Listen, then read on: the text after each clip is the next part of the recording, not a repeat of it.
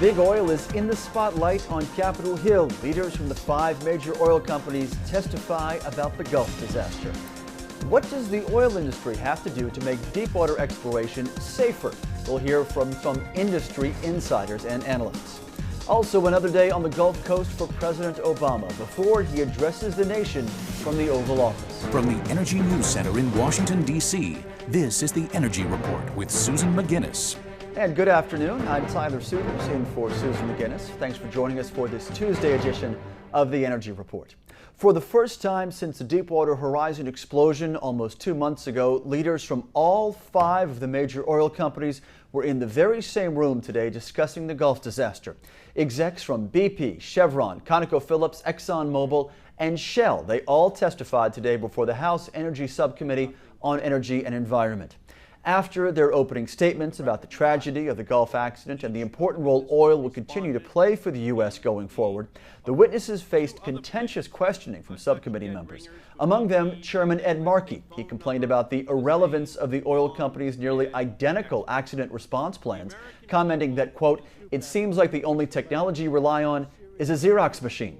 Also from this man, Energy Committee Chairman Henry Waxman, he asked BP's rival companies if they would have drilled in the same spot as BP, given the apparent difficulties the company had before the accident took place. Mr. Tillerson, you've said that this blowout would not have happened if ExxonMobil had been drilling the well. Tell us what you would have done differently, and please be specific. Well, it would have been a different well design. We would have run a liner, a tieback liner. We would have used a different cement formulation. We would have tested for cement integrity before we circulated the kill weight mud out. We would have had the locking seal ring at the casing hanger before proceeding. And leading up to all of that, though, there was clearly, and this is just based on what's been publicly made available, there were clearly a lot of indications of problems with this well going on for some period of time leading up to the final loss of control. Both Chevron's John Watson and Shell's Marvin Odom specifically agreed that their companies would not have drilled that well either, given the information they have on hand right now. Democrats were not the only ones on the offensive today. Subcommittee ranking member Fred Upton from Michigan asked BP America Chairman Lamar McKay if his company would put money into an escrow account to pay legitimate damages. This is an idea the White House has discussed, but McKay said he couldn't comment one way or the other on that potential account. And amid the outrage and high-level speculation over BP's decision to drill and its implementation of drilling procedure, today a pair of industry analysts, Professor Eric Smith of Tulane University's Energy Institute and also Brad Beitler of FMC Technologies, outlined the changes they think the deepwater drilling industry needs to make. Among their recommendations at today's Platts Energy Podium here in Washington, more training for rig workers, more inspections taking place, and also independent safety officials operating on rigs with the power to shut those rigs down at any time. Professor Smith, who is also a so-called expert on offshore safety technology, says a moratorium on deepwater drilling is not the answer. If I stopped all drilling and stopped bringing oil ashore via pipeline, what would I do instead? I would bring it in tankers. And tankers, unfortunately, have about a 4-to-1 problem with having problems. They run into things, they break up in storms, they keep improving them, they keep getting better. But if the idea is to say we're never going to have another spill again, shutting down deepwater drilling is the wrong tack to take, because what you're doing is increasing the risk of another spill. Smith is a professor at the Tulane University Business School, and he also says that if the 6-month moratorium enacted by President Obama is not shortened, the oil and gas industry could see rigs leaving for other countries and possibly tip the U.S. into another recession. After his most recent trip out to the Gulf Coast, President Obama is now back here in Washington and preparing for his Oval Office address tonight, discussing the administration's next steps in the Gulf disaster. The White House says it has already stepped up seafood inspections and taken control of oil spill damage claims from BP, an effort to make sure people get the help they need to recover from the environmental and economic disaster there. After spending yesterday in Alabama and Mississippi, the president today traveled to Florida, where many beaches are still untouched by oil. However, they are threatened nonetheless. He then spoke to troops at the Pensacola Naval Air Station there. So I want the people of this region to know that my administration is going to do whatever it takes, for as long as it takes, to deal with this disaster. That includes the additional actions I announced yesterday to make sure that seafood from the Gulf is safe to eat. It includes steps we've taken to protect the safety of workers involved in the cleanup. It includes a new command structure I announced this morning to make sure states and local communities like Pensacola have the autonomy and the resources that they need to go forward. And that includes something else, making sure BP pays for the damages that it has caused. The first Oval Office speech of the Obama presidency is taking place tonight at 8 o'clock Eastern. He's expected to spell out his plans for getting the spill's environmental and economic damage repaired, also the longer-term goal of reducing the U.S. dependence on oil, and also to name the replacement director of MMS, or some equivalent of that office. Then tomorrow, the president will host a White House meeting with top BP executives. He reportedly intends to finalize the details of an independent victims' compensation fund paid for by BP. To date, the company says it has issued about 25,000 checks totaling $63 million, but local and national politicians say that the compensation is not arriving quickly enough.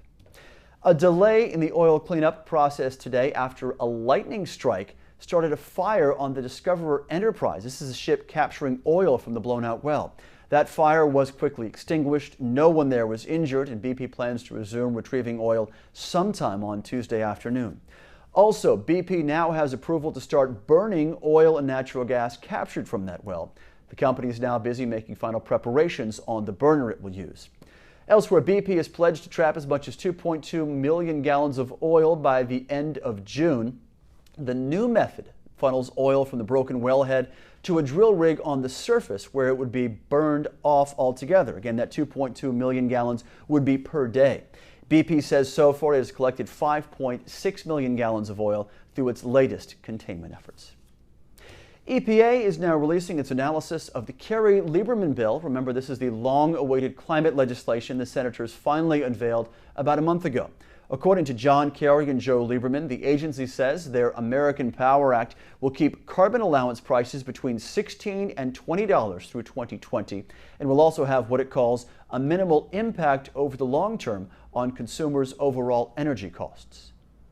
EPA estimates that the total cost of the bill, and this does include all forms of energy increase, will be between $80 and $145 a year per household. Now that's the choice. I mean, there'll be some people who want to demagogue that politically, but that's less than $1 a day. And is the American household willing to pay less than $1 a day so we don't have to buy oil from foreign countries, so we can create millions of new jobs, so we can clean up our environment? I think the answer is going to be yes. The Kerry-Lieberman bill may be facing a tenuous future. So far, there is little, if any, Republican support for the bill.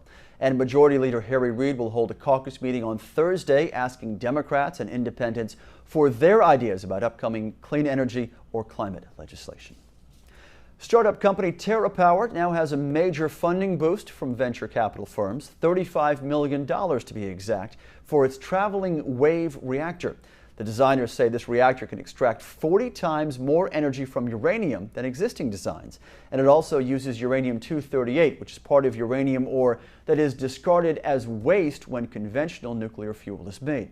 TerraPower's design involves a 500-megawatt reactor. That's about a third to half the size of new reactors now planned for construction here in the U.S. And oil service companies can expect a bump in costs through the rest of the year. That's according to a new IHS Herold report. The 2010 Global Upstream Capital Spending Report says spending on exploration and production will rise 8%. The reasons cited: steadier oil prices and continued uncertainty over low near-term natural gas prices are prompting a switch by producers from natural gas to oil and natural gas liquids. That will in turn translate into higher costs for exploration equipment and services, which had dropped from their 2008 highs.